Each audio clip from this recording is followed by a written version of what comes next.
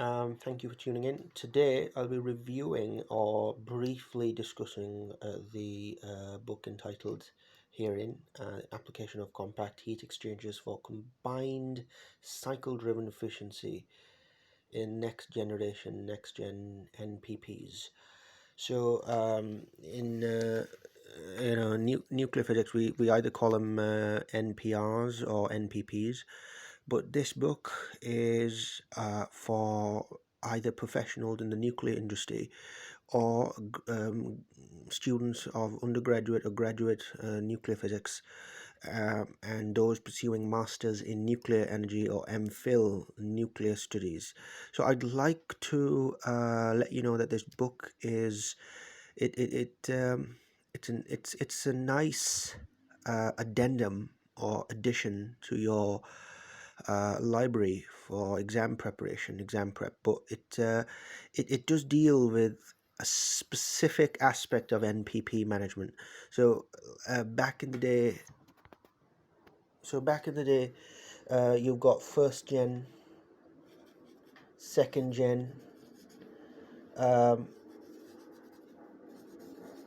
NPPs, and so basically back in the day it was stage 1 to 2 to 3 to 4 to 5 to 6, and then to heat exchange, and then 7. And as things moved along as a function of time, the steps got reduced.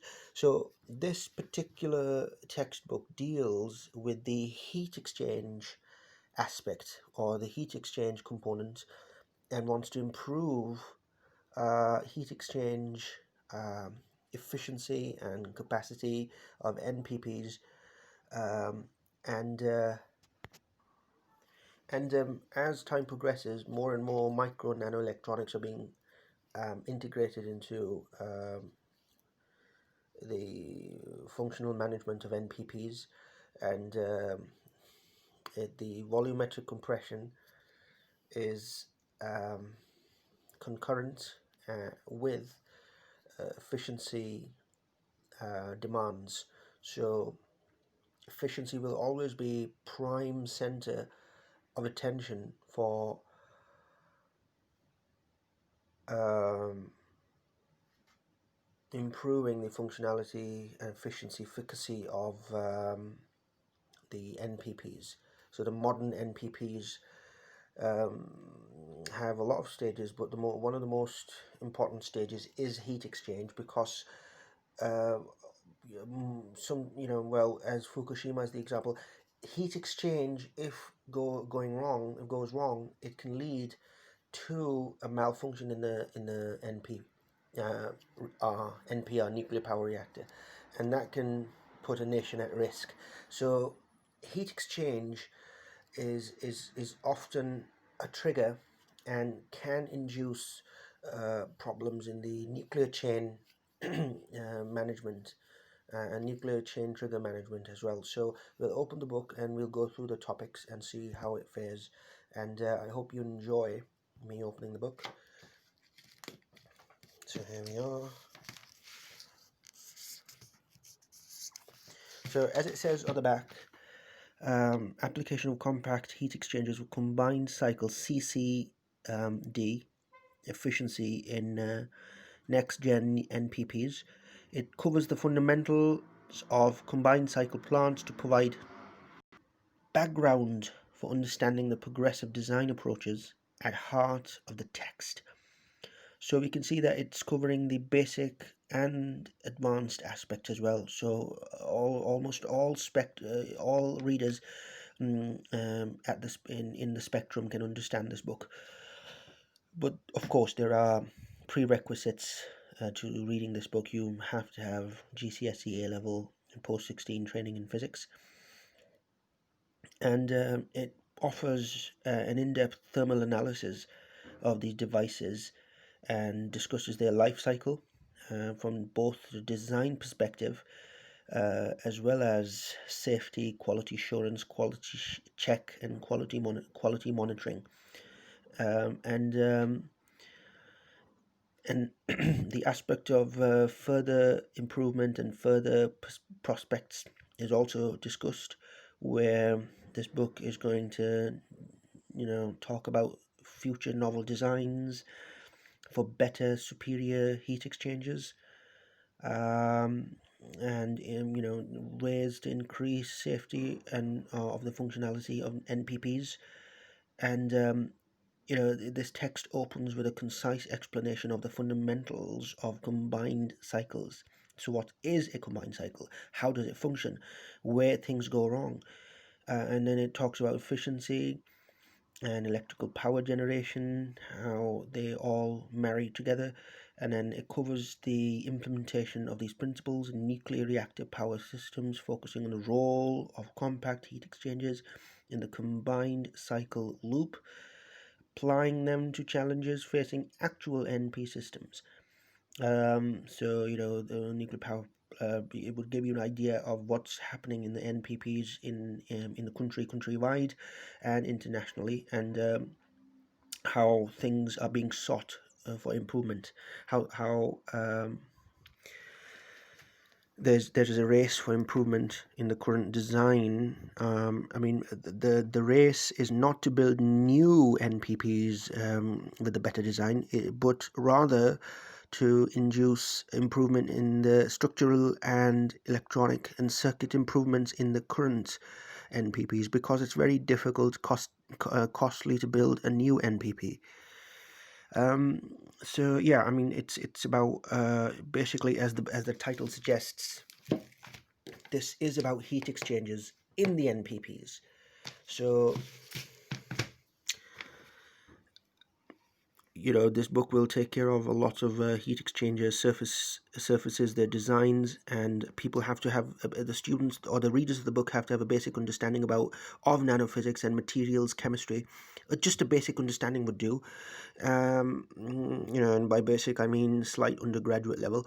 And the author will also discuss the current and projected reactor systems and how the novel design of these compact heat exchangers can be applied to innovative designs, operation and safety analysis to optimize thermal efficiency.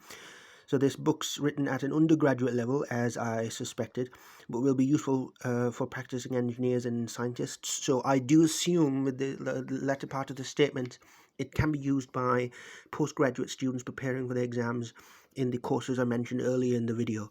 So let me just open the book, and very difficult to open it with one hand.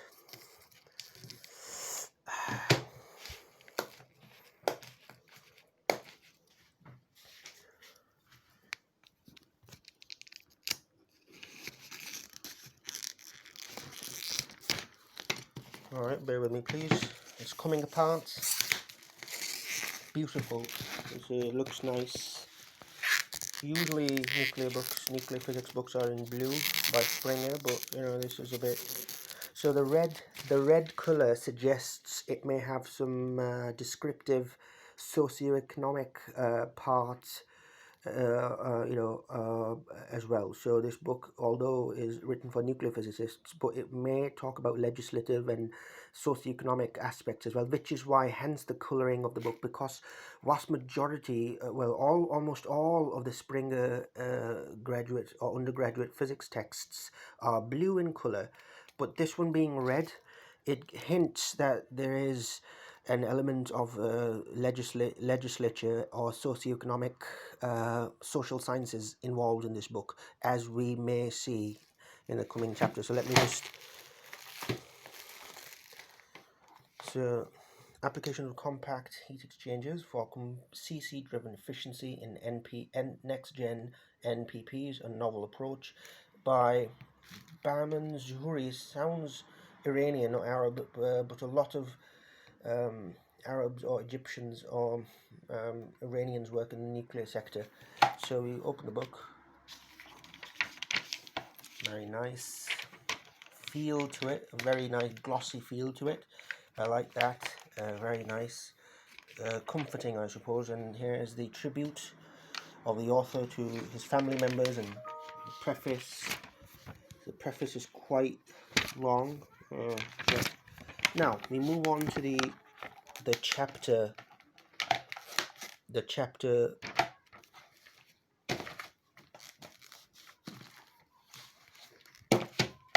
the first chapter we come across is the basic principles, and these are basic principles pertaining to thermodynamics and nuclear physics, not any other subject, not electricity, not electromagnetism or Maxwellian distribution, rather just. And here comes the national grid part of electricity education for undergraduate students,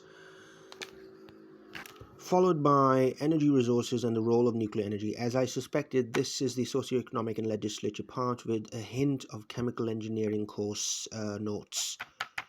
And so a new approach to energy conversion technology, that's going to be quite design oriented. And then air Brayton cycles with nuclear NPPs.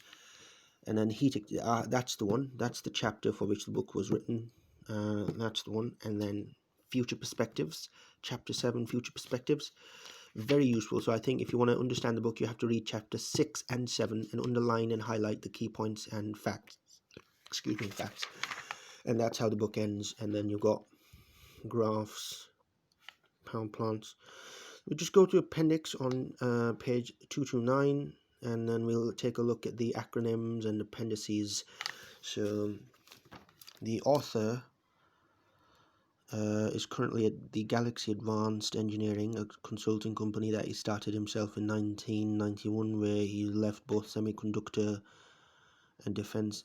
When he left both semiconductor and defense industries after many years working as a chief scientist, so this book is reputable because the person has strong credentials.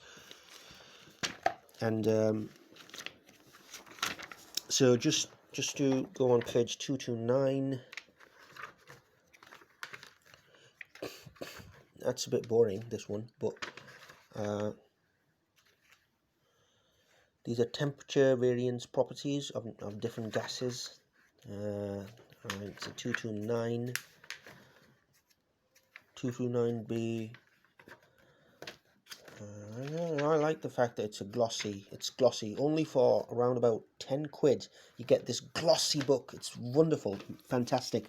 I was fortunate to get it for 10 quid, £9.21, and it's brilliant. It's glossy. The smooth feel to it is very nice. So here you get like the basic constants, conversion factors, units, atmosphere. So yeah, that's how. The thermal physical properties. So the appendices are quite boring. I wouldn't bother with them unless the first appendix is quite self-explanatory. Not very useful unless you're doing numericals or a report or a project. And but then even then you'll have to reference it. And the second appendix is about NPPs. And this I would deem ever so useful for year 13 and for undergraduate students. That's very useful, and it's a chapter in its own right. It's a chapter, and it's wonderful, colored, brilliant. It's just amazing to look at, superb, picturesque. I love it. I love the feel of the book. I think it'll be a good read. It'll be a nice, and then it classifies, it gives you a legislative IAEA perspective as well. And this book must be on the IAEA, International Atomic Energy Association's web page, publications page as well, because they ought to reference it given the credentials of the author. So that's that. Electricity demand, brilliant book on NucFi. Coming from RadFi, it's really useful. This chapter is very useful. And then you've got the index. So very nice book. Good feel, glossy feel to it. I'd like to know more about the author, and I'd like to have a read about his life and how he worked in the defense and semiconductor industry. That's very nice. So I recommend this book based on my first feel an assessment, visual assessment of the book, and I'd recommend it for undergraduate students in NUCFI, as well as students studying for an MPhil nuclear energy or masters in nuclear physics. So it's it gets my vote, although I wouldn't want to grade it out of 5, because quantizing it, giving I can't. 5 out of 5 would be biased because I haven't read the book yet, and 3.5 or 2 would be also quite unnecessary. I can't rate this book until I've read it. But by the looks of it, it feels nice. It seems the author is a well-rounded, knowledgeable person in the field. He's spent all his life in this field, so what he would come up with would be quite credible. So I recommend this book. I hope you have a good time reading it, and I wish you all the best. If you've got any questions or comments, please contact me below, and I'll try my best to answer your questions. Cheers, take care, bye now.